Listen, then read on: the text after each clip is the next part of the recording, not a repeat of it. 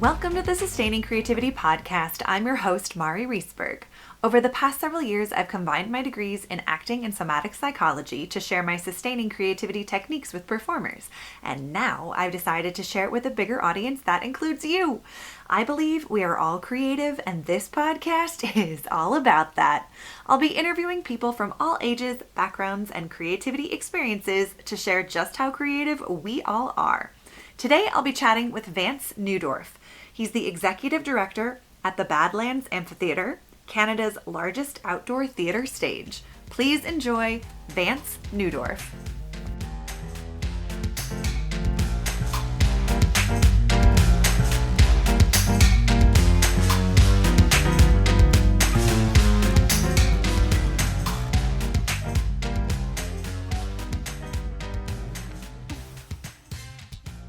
Welcome to the Sustaining Creativity Podcast. I am here today with Vance Neudorf, the executive director at the Badlands Amphitheatre, Canada's largest outdoor theatre and stage, also a fantasy novel writer. Welcome to the podcast. Hey, it is wonderful to be on your podcast.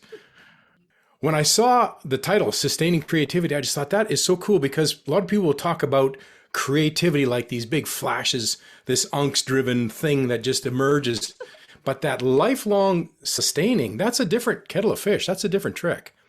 Absolutely. It is. It's something that I have spent most of my life working on and continue to work on, just like the rest of life and growing as a human. So I'm super excited to chat with you, and I'm so glad you reached out. But before we dive into creativity, if you could let our listeners know a little bit more about who you are and what you do. Yeah, so I run a large outdoor amphitheater, and we do concerts and plays and all that sort of thing. And I love theater. I landed in theater quite by accident, and now I've acted in plays. Love singing, all that sort of thing.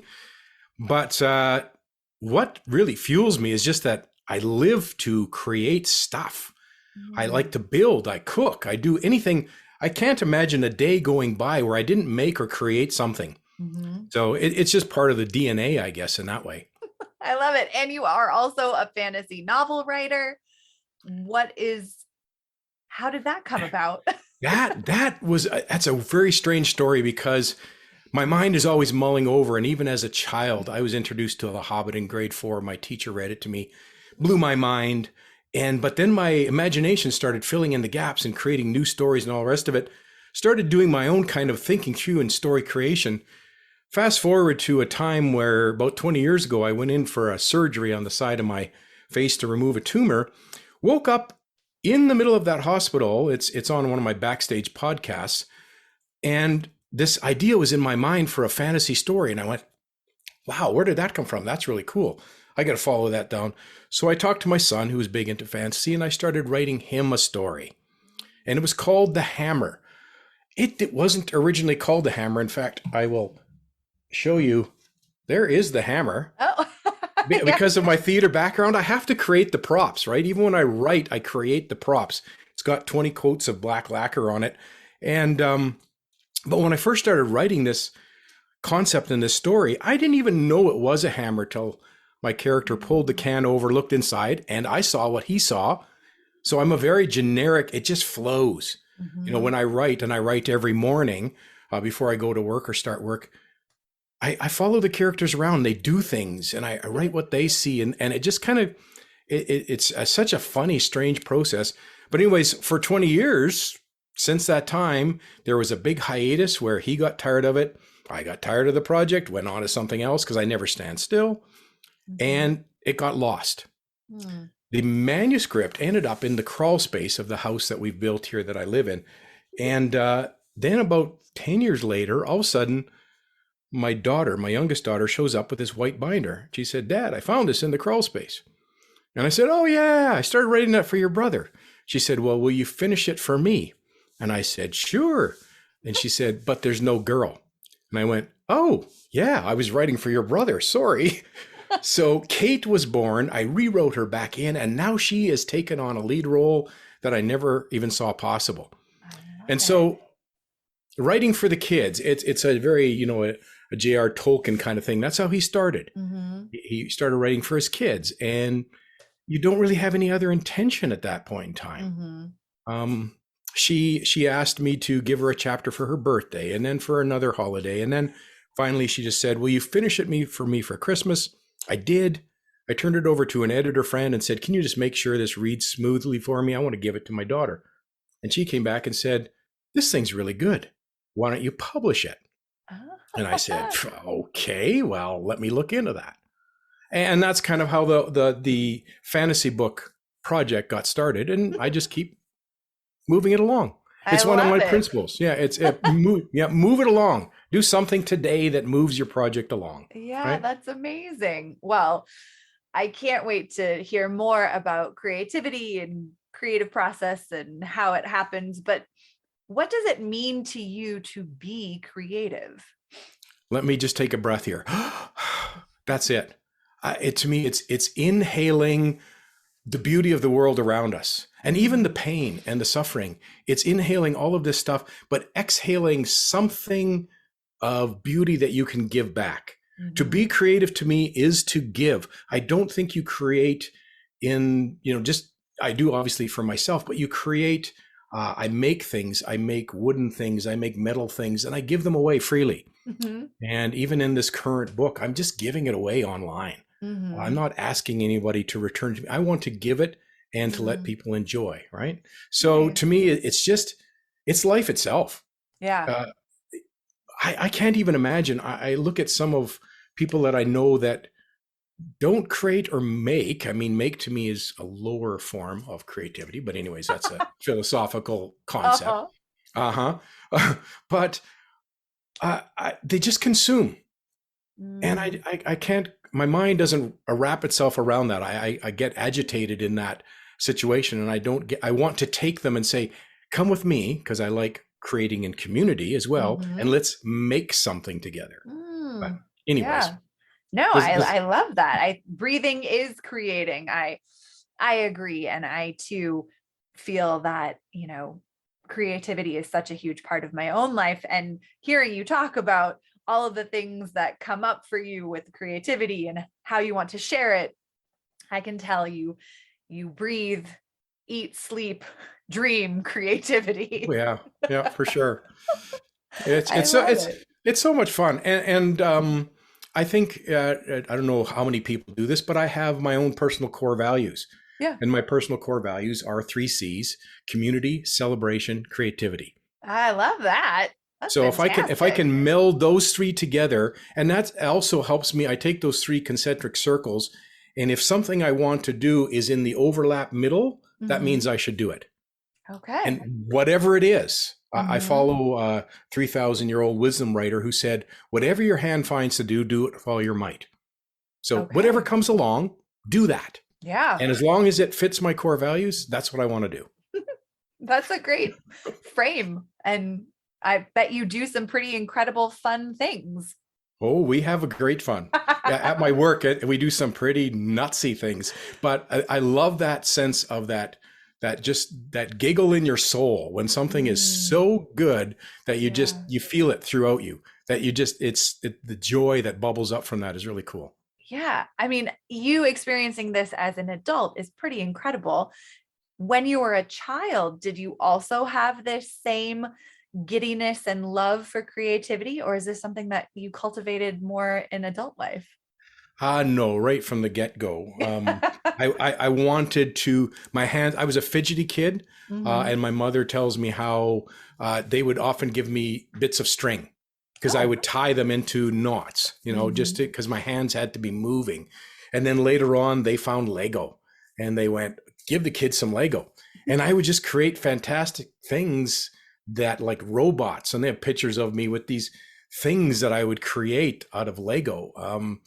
Anything that I could find to carve or shape or do. And I think with creativity often goes just that innate curiosity, this desire to know what happens if I do that. Yeah. And sometimes with disastrous results. I almost burnt the house down, that kind of thing. Yeah. So, they were worried a little bit about me.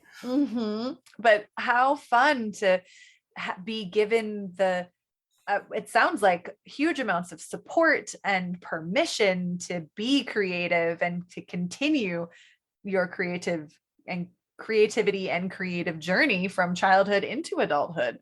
Oh, for sure. The family, 5 kids in the family, grew up on the top of Snob Hill in Creston, BC. Mm-hmm. And our parents were unusually busy, like crazy busy, to the point that they didn't really know where we were. When I was probably around 7 or 8, I would cross the railway trestle bridge on my own as a young child over a canyon, just because it was there and we could. So Mm-hmm. we just went everywhere. We had a mountain in our backyard, no TV. And I Yeah. still to this day, I'm a proponent of don't waste your time there. You know, why clutter your brain with a bunch of stuff when you can actually set it free to create? Mm.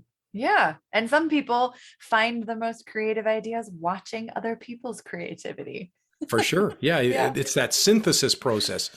And I think there is a point for that. I mean, some people would say, I absorb till my brain is so full that it creates a synthesis of some of that and it bubbles out. It's like the Mm-hmm. people that say, if you want to write, read voraciously. I did Mm-hmm. that, especially in my younger years, but I don't anymore.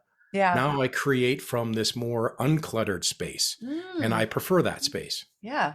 Nice. It sounds quite freeing to hear you talk about it, to have that unclutteredness, to allow whatever comes up to bubble up and come onto a page or into your mind.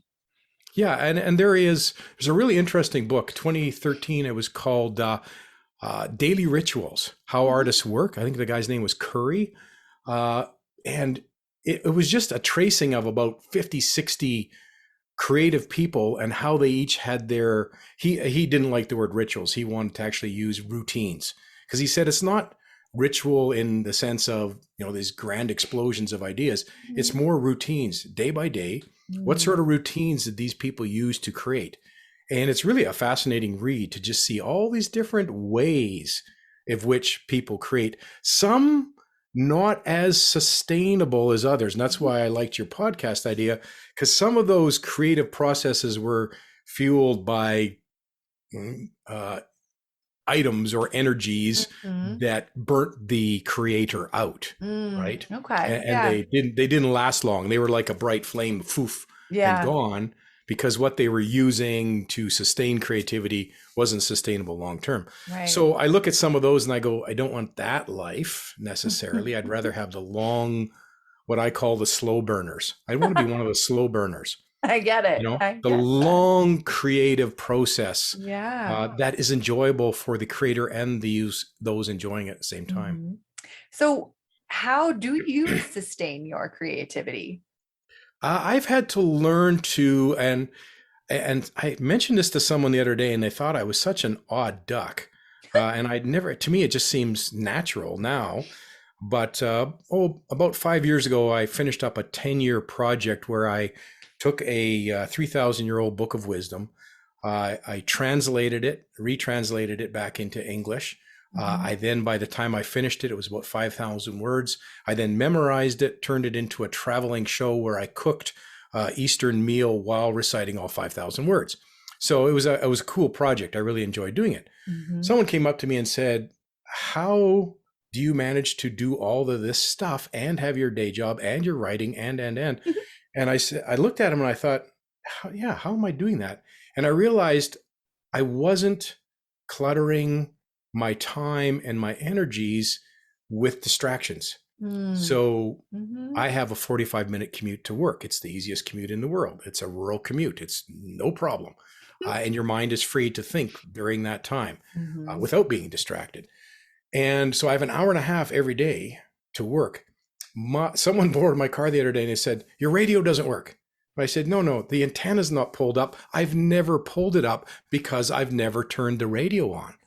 So I Okay. think the uncluttered soul or the uncluttered mind is sometimes as much dictated by what you don't do as Mm. about why you do. Mhm. So in my life, I've never read a newspaper. I don't. Wow. I Yeah. have never watched a newscast. I don't want to Mhm. waste my time. I've never, I don't listen to the radio. There's all these things that I just go, I don't need that. Social media, I'm Mm-hmm. on there because I want to promote this book, but Mm-hmm.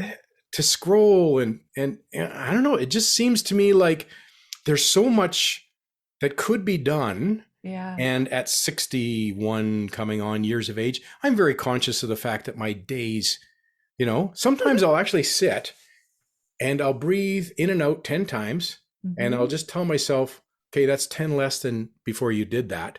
You should have used that a bit differently. Just kind of as a bit of a reminder to just tell myself, it's not unlimited. Mm-hmm. I'm a creative. Right now I'm creating a lot through writing, but Mm-hmm. my study of other writers clearly shows that in these next number of years, my ability to both the productive side of it, how much I'll be able to write, and the clarity side of it, how good the ideas will flow, will start to wane. Mm. Now, I won't stop. I've got a Yeah. whole list of things lined up that I'm going to segue into. One of them is wood turning, and I'm already collecting wood for that. So I won't stop being creative, but I know that this avenue might start not being as effective for me. Yeah, So I it'll want look to a be little prepared. different. Yes, Yeah. it will. Okay. Yeah, it That will. makes sense. Yeah. Well, with all of the creativity that you have in your life and the projects that you do, where do you find your inspiration these days? A lot of that just comes from within. And I think just mulling, I find that, if I'm working on a chapter in the third book, which is called The Scepter, and I have an idea or something that I'm thinking about, I'll go to bed mulling that over. And I do, one of the other ways I've uncluttered my time is to find my rhythm. I think everybody has to find where they have their best creative time and then protect that. Like you read these Mhm. other authors, writers, creatives, and they shut the door, they lock the door, whatever it is, they find the Mhm. space. This is my space that I'm in now, and very protective. So some time ago, I just started saying, I'm going to bed at 9. The Mm. rest of the family doesn't. I do because I want the hours between about 4 to 8 to be mine. And the Mhm. house is quiet. And as you can hear, I'm in a very quiet place. I'm on the edge of a small town of Mhm. 3,212 people. I'm Wow. looking out that window 10 miles to the foothills and the Mhm. Rocky Mountains coming up over there.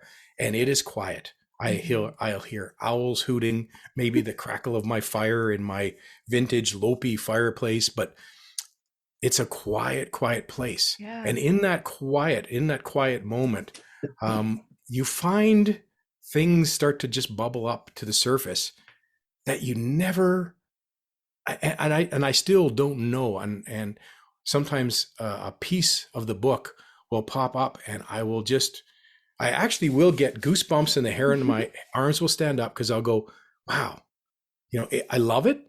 I think it Mhm. plays well. And maybe somebody else might say that's really silly later, but whatever. In the moment, it was great fun. Yeah. And there it is. It's like, where did that come from? And I still espouse and say that I think uncluttering your mind, uncluttering your soul, not filling it sometimes Mhm. is a really good fertile ground for things to. It's like Winnie the Pooh's thinking spot. You need a Right. thinking spot, right? That's great. I've been reading the Tao of Pooh, which Uh-huh. is my son gave it to me for Christmas, and I just love that. Mhm. Of that place, that thinking spot is so keen. Yeah, I love it. They've done quite a bit of research around this mind space that you're talking about, this wakeful, resting mind, and Hmm. how conducive it is to creativity. So you have captured it, it sounds like, in so many ways and cultivated it for yourself. And that's just wonderful. Yeah, I love it. And for me, and I would never look down my nose at somebody else who has a different place because in the end, if they create something that they can give away, Mm. and people appreciate it, it evokes a human response, an emotive response, a joy, and a moment. It's like, I was in Paris with my daughter, and we were in one of the museums, I think d'Orsay, wherever the sunflowers painting is hanging. And you stand in that line, and then when you get there, and it's your minute or whatever in front of the painting, and the people beside you are actually tearing up and you just go, that you can't replicate that. And that gift to us was an amazing thing. You know, however you look at his life and the things that he struggled with, in the midst of that struggling, he put beauty on that canvas, and it still speaks. Yeah. And I think that's an amazing, beautiful thing. Speaking of struggle and challenge, in your own life, what are some of the creative challenges that you have experienced, and how do you face creative challenges? The creative challenges do come, and the one, of course, is there's the muse that says, "Hey, here's something beautiful," and then there's the little demon on the other shoulder that says, "Your stuff is junk. It will never go anywhere. Nobody's really listening. Nobody really cares. You're gonna die in anonymity, and no one will ever know." You know, all those things. So those challenges, they're always there, and you wake up. And, you know, I get my cup of tea and I sit down in my thinking spot and I pull the computer, and the challenges are always there on the screen. Check your mail, check this, go on to there. And they want to pull me away. And to me, I have to meet those challenges with a sense of discipline that says, you have promised yourself that you will do no less than a paragraph a day. And I follow Anthony Trollope's example, and he wrote religiously every single day. And I have a spreadsheet that tracks how many words I wrote in a day, what percentage I'm at in reaching the goal of this novel. The current one's 160,000 words, where I'm at, my notes on what's coming up. And I'll just say to myself, start, find a place. Even if you just edit something you did, if you don't feel like it today, okay, that's fine. Edit something. And it's amazing how many days I will start a little edit and I just don't feel like doing it. And all of a sudden starts clicking along and something new pops up in an exciting way. And I go, I didn't see that. That's beautiful. I like that. And I follow the trail. So to me, discipline, and it took a long time. I didn't have that back when I was younger. I think I do struggle with ADD and I bounce around a lot. And I've learned, like Tigger, that bouncing is okay, right? Yeah. It's okay to bounce from one branch to the next, as long as when you're there, do something on that branch. So, you know, there are days when I have some days here in January where my sum total of words was 71. But on that day, I bounced over to something else. And Mari, you're a bounce. I bounced over to Podmatch because I think it might have even been on that. I can't remember what day it was. And I thought, okay, let's see what's over here. And up came Sustaining Creativity. And I went, well, isn't that cool? Why don't I just send a note while I'm on this little branch? Who knows? She might look at my note and say, that's one nut that I don't want to interview, or she might get back in touch with me. So there we go. Well, I'm very happy you bounced over into my arena and we got to connect and chat about creativity. And you bet. I really appreciate the wisdom in the bounce and following the bounce and not berating yourself for bouncing elsewhere. No. I think that there's a lot of wisdom and a lot of good reminders for everyone listening that it's okay to be distracted or to bounce from one limb to another and do many things in a short span of time. And how can we not judge ourselves for it and know that some days will be very bouncy and others may not.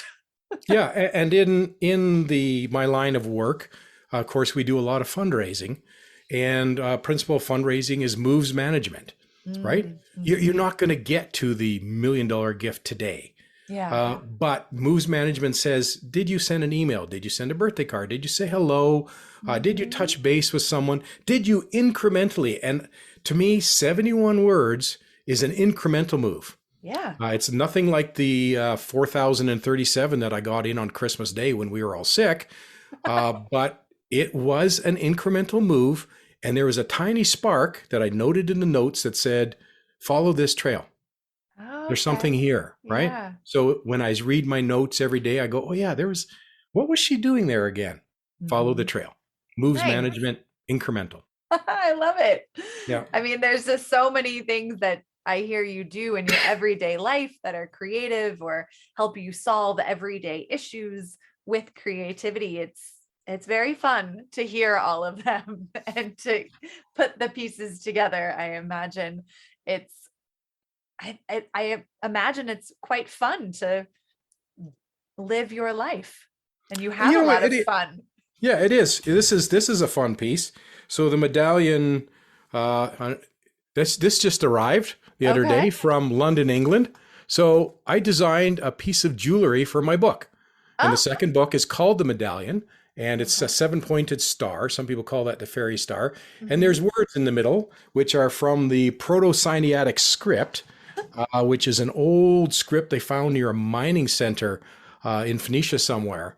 And I kind of grabbed it and said, I'm going to use some of those letters and I'm going to make my own language and create this thing. And then out of that grew the medallion and the 7 points and the 7 cities of the core and all the rest of that fun stuff.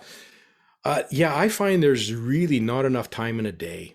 Yeah, that's what it sounds like. Really, which is why, I don't know if I'm allowed to say this, but which is why when I see someone only consuming and not doing any creative or sharing, I kind of want to choke them or at least absorb some of I want their time. You like, give that to me so I can have it. If you don't want to use it, I will. Yeah, I will. Pass it over. Yeah, it's interesting. I love it. Well, when you come across people, as I'm sure you do, who may express that they don't feel creative or they aren't creative, how would you encourage others to find creativity in their lives? I would say to start with them, to always start with, and this is where I kind of differentiated before, and it maybe is a false delineation, but start with making. Okay, so I love to cook. It's another one of my creative outlets. Yeah. And I like to make homemade soup. So I would say to them, find a recipe. I'll give you one of mine. Or I'll come on over and we'll make this together. You know, so I have a number of grandchildren and I'll cook with them. And I'll say, okay, come over and I'll teach you how to make this Yule log or whatever it is that we're working on. And we'll make that together, right? And I'll say, let's make this. It's prescribed. We didn't create the ingredients. We didn't create the recipe. We just have to follow the process along. And then once we've made, and I think sometimes my differentiation is we can make a pot of soup, but from that pot of soup, we can then create a dining experience by doing something more, by decorating the table, by invoking the other, emotive things that come along with sense of smell and touch and taste. And we can gather a community together, and all of a sudden we created a soup fest, So I think you just start with that making process, follow somebody else's path, and eventually you will start to diverge out, I think, onto your own. Nice. Great reminders. And Soup Fest sounds super fun. It is. Yeah. Borscht. I do a great borscht. Oh my goodness. That takes me back to childhood. I love it. That's amazing. Yeah. And I think that's so fun. I love the just allowing yourself to follow another path to start sparking your own creativity is a great tip and a good reminder. And sometimes for even people who feel like they are very creative, but are having a low creativity day, it's a good way to re-spark that creativity too. Yeah, you can always make something. There's always that capacity. I would also say play games with people, like not by yourself on a console. I mean, I do some of that, although it's not my favorite. I will play computer games with my grandsons and we'll battle each other out sitting around. I want to be in the same room with them. I don't want to do online. Yeah. But then the other thing we'll do, and I think they're arriving here soon, is we'll play D&D together. Oh, nice. So, I mean, that's a creative and imaginative outlet. And if you have a good dungeon master, so my son is the dungeon master, and then I play with my daughter who I wrote the book for, and then I have 3 grandchildren, and they all come over, and we're in the middle of a grand adventure. And I'm an elf, and I'm a rogue, and, and last game, I totally messed up the game because I gave somebody my orb and I wasn't supposed to. And they were all ticked at me. But I said, hey, I'm just following my character. My intelligence quotient is really low, and someone asked him for it, so he gave it to him. And I kind of blew the game up, and they were all like, Papa, what did you do? But yeah, I think, Amazing. and the other thing I would say is don't isolate yourself. Mhm. Be in community. And that's why one of my 3 C's is community. The community creation together is incredibly fun. And you know that Yeah. from theater world and Yeah. theater life.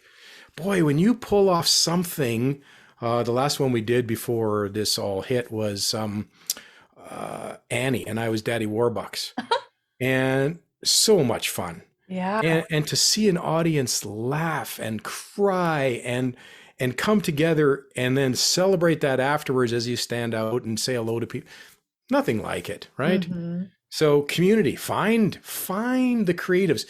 I would say don't waste your life just hanging out with people that don't. It's an easy Mm. place to be, Mhm. with just be with the consumer group.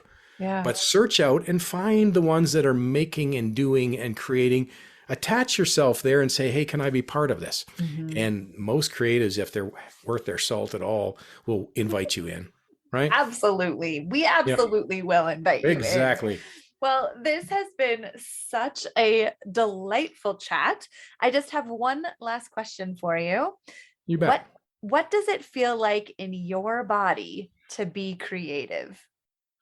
It's energizing. Yeah, Mm. and it's like I explained earlier, those mornings where you wake up and you're kind of feeling down, and you don't think it's going to flow, and you're doubting yourself and the rest of it. And then when something does start to move and the creative process starts to twig, it starts firing, and you can Mhm. almost see the synapses in your head starting going ding ding ding and lighting up, and you feel it in your body. You feel a sense of this achievement and invigoration, and it just sets you to say, I want to do more of this. I want to create more. I want to give more out. I want to make people happy, like Jimmy Durante. Make someone happy. Make Yeah. just someone happy. You know, and I look at that and I go, yeah, I could do nothing today, or I could build that. I like doing these little Metal Earth models as well, Uh-huh. Star Wars models and those things. I don't keep any of them. I Yeah. create them, takes a long time, and then I find someone that likes that model and I give it to them to enjoy. Mm. And that whole concept of creation, giving, finding those rhythms, enjoying that, I just can't think of anything better.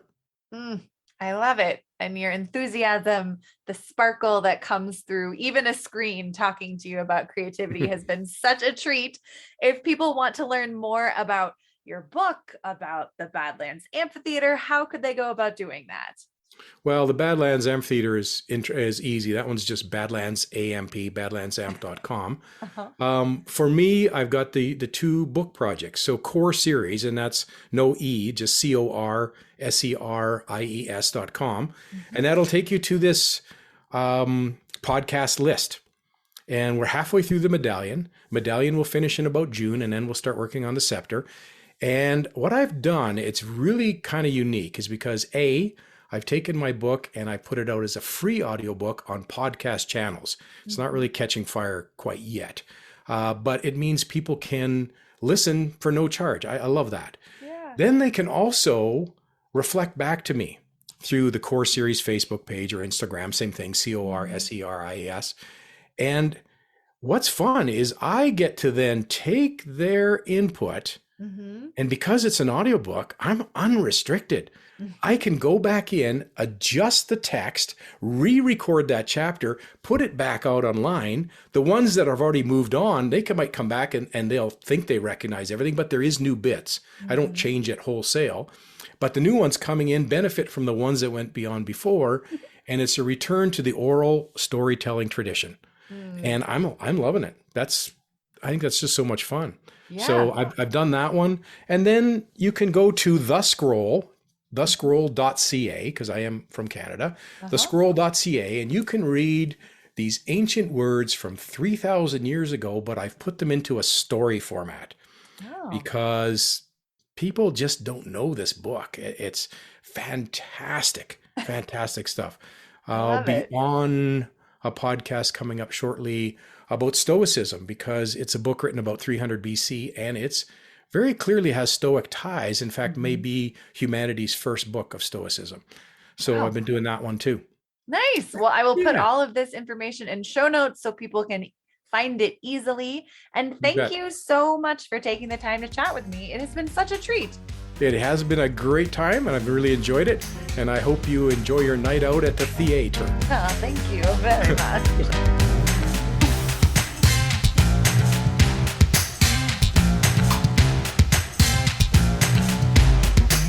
Thanks for listening to the Sustaining Creativity Podcast. We'd love to keep in touch, so follow us on Facebook and Instagram. We are at Sustaining Creativity. Make sure to subscribe to the podcast wherever you listen to podcasts. Tag your friends and family so they can listen too.